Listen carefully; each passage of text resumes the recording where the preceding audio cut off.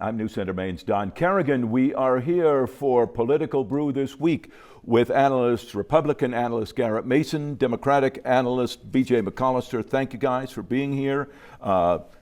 Thanksgiving's come and gone, and we still got all kinds of stuff happening in the world of politics. Let's start national. It seems like it was ages ago, but really, since we were here last, we had the issue of President Biden changing his course and saying he's going to pardon his son Hunter, a blanket pardon. What do we think of that? And he's getting an awful lot of pushback, maybe not that it really matters, from Democrats. BJ, you first. What do you think? Yeah, I'll admit I was surprised. He did say that he wasn't going to do this, but I also think that he had a very human moment. He talked about being at Thanksgiving dinner and making that decision and having that conversation with his family. I can't imagine what it's like to be a father in that situation, and I'm sure a lot of that came to play. And let's keep in mind, this isn't the first pardon that was controversial when someone was a lame duck president. So right. We've seen this before. Yeah, Garrett? I was going to say that if you're surprised that Biden issued this pardon, I had some oceanfront land in Iowa to sell you, but I won't say that now. I'm not surprised by this at all. I mean, this was a foregone conclusion. I think what is surprising is, number one, I don't think that this was a change of heart. I think this was always the plan. Number two, and so you think his statements previously were just lip service? Yes, I do. And I also think that, a blanket pardon for 10 years, that's what's different than what BJ's talking about, is a blanket pardon for 10 years of crimes that he may or may not have committed. He got 2 free days to do whatever he wanted, the last day of November and the first day of December. So I don't know what Hunter did on those 2 days of free. What did he do, Garrett? I don't know, but I mean, that's the difference. Is there's a blanket pardon of 10 years, and now there's even more talk coming out of the administration that he's just going to do that to everyone. I've heard something about the speculation he would do it for the cabinet. Yeah, I've heard that there's a lot of blanket pardons being issued from the Biden administration over the last month. So that is very unique from what we've seen from other presidents. Even Nixon got a 4-year pardon. What's coming out, though, is the conversation about pardons in case people become political targets of the judicial system. And I think like Donald Trump. And we've seen this be repeated over and over on the campaign trail that Donald Trump was going to go after his political opponents. And so the conversations about those blanket pardons are related to those threats. It's trying to prevent people from being targeted by the incoming president. Exactly, correct. But apparently there are a lot of people that are above the law, according to Joe Biden. Well, we'll have to see how much of that he actually does. He's going into retirement, so really it's not going to affect him. Any lingering effect for the party in this, do you think? Well, I think that once you start doing this, I mean, why wouldn't Donald Trump, who only has 4 years in office, why wouldn't he do that at the end for anybody that he wants to do blanket pardons for, people's entire lives, including himself? Including himself. And I wouldn't be surprised to see Joe Biden issue a pardon for himself. I was wondering about that. Okay, speaking of President Trump, there continues to be a lot of heat generated about some of the president-elect's nominees for his cabinet, in particular Mr. Hegseth for Department of Defense and Kash Patel for the FBI. Let's talk about the DOD nominee first. I see lots of things that senators, Republican senators too, BJ, are sending signals that he may not make it. Well, I think initially this was a surprising appointment to begin with. Obviously, a TV show host may not be the best person to lead the department. But beyond that, just to take a step back, I think what we've seen from the Trump administration, or the incoming Trump administration this time versus last time, is he has put out a ton of nominees. And frankly, it's a smart strategy, because what's happening is a lot of the people who would be controversial as standalone appointees have kind of fallen under the radar as some of these more controversial folks have come forward. Garrett, do you see it that same way? Well, I said this last time I was on Political Brew. I mean, I think that calling Pete Hegseth a TV journalist I think it's a bit disingenuous. Well, I didn't call him a journalist. Or, well, whatever you call him. Easy what you say about TV journalists. That's right. I don't want to insult Don. But I think this is a guy who graduated from Princeton. He then graduated from Harvard. He worked with veterans charities. He's an excellent communicator. That's why he's on TV. I think that's actually quite important when you consider this role. And this is a guy who has been in battle. He is the guy who the people in the military, the war fighters as he calls them, can look to and say, "Been there, done that. I'm here for you." Yep. And so I think that he is an incredibly qualified nominee. Donald Trump does not look at these people like others do. And so I think that he's got a really good shot. He's fighting hard, he's meeting with senators, and he's not backing down, and that's what you want in a DOD guy. Kash Patel for FBI, Garrett. Clearly a controversial appointment. Somebody who has badmouthed the FBI repeatedly and other entities.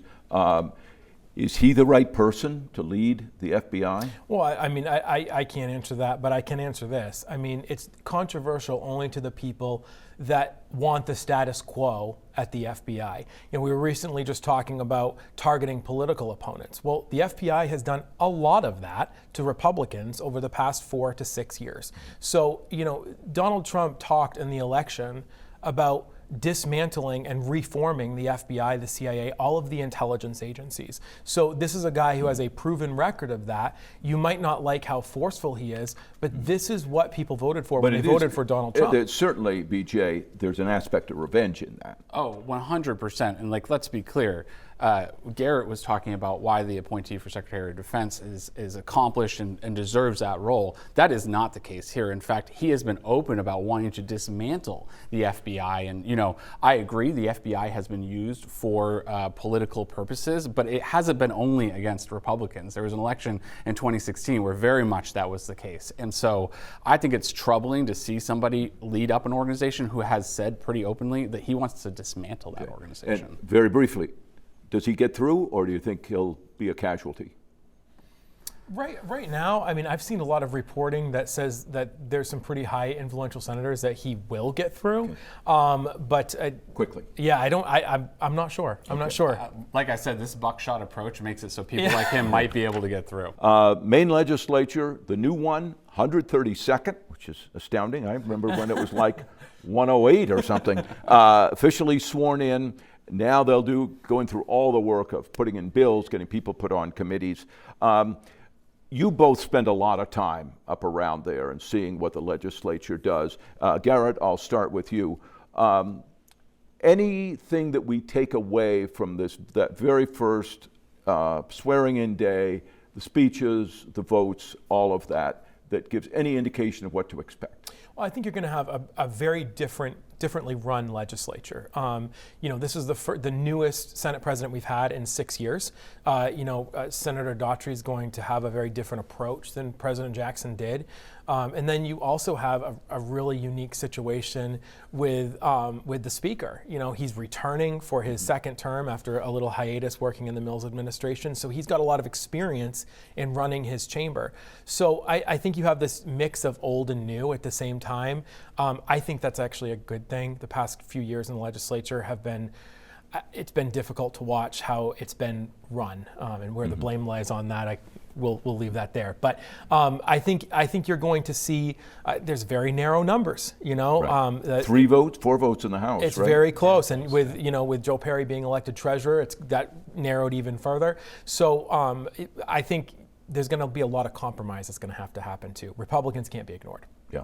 BJ, do you agree with that? The first day of session is always so hopeful, and there's always a lot of conversation about how folks will work together. But I do think Garrett's right in the sense that, both Senator Daughtry and Representative Fecteau are good friends of mine, and Senator Daughtry is coming in as an experienced legislator that's bringing a new lens to how the Senate works. She's talking a lot about modernizing the legislature, and Speaker Fecteau is a pro, right? He's done this before, and selfishly, as someone who's a big advocate for affordable housing, I think Speaker Fecteau is going to be able to use that. That was his issue a couple of years ago. And fair to say, both of them will probably have a better relationship with Governor Mills than their predecessors?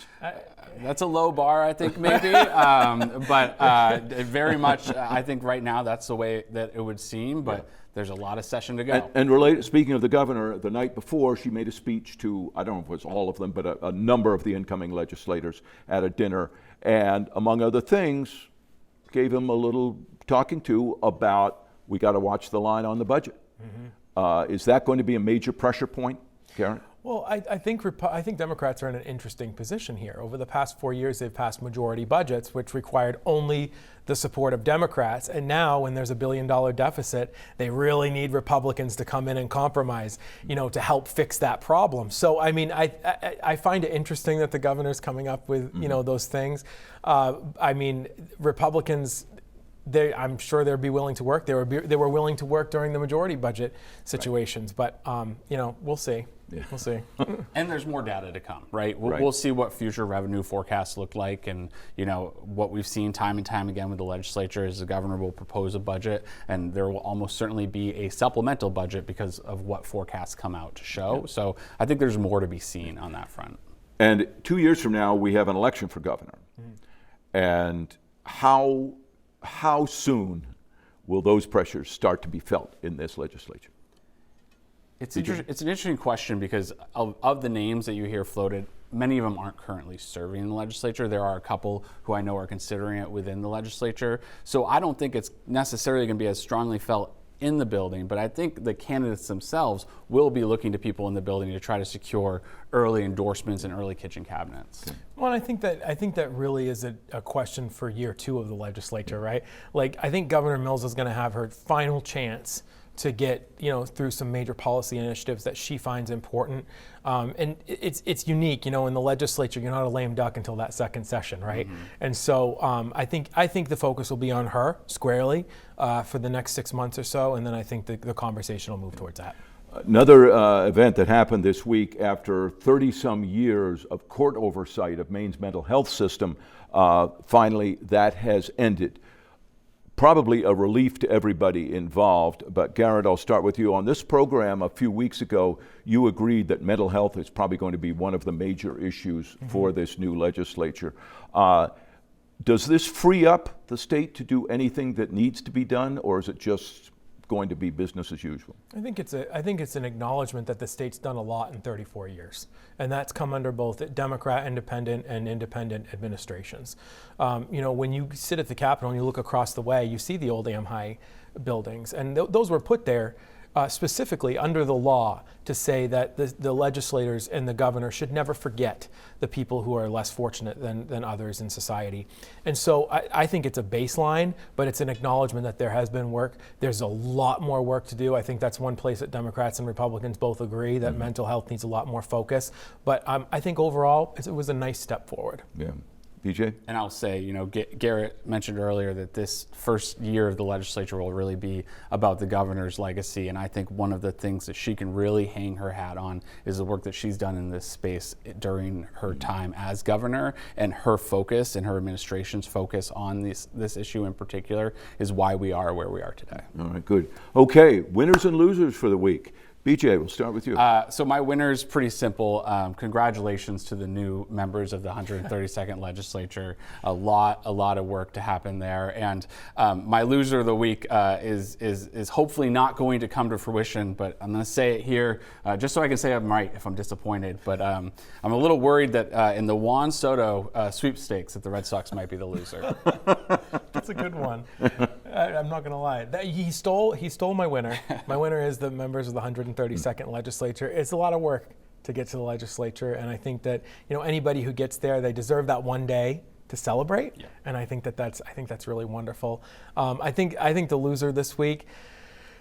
Man, I don't know. I've had a hard time picking a loser this week, but I think it's got to be the pardon system because, with that pardon that Joe Biden issued, I really think that it's going to open up doors for the end of every administration to become a disaster, and I think people are going to escape justice under it going forward. I think it was a mistake. All right. Thank you both for being with us. Thank you for being with us. News Center Maine continues right after this.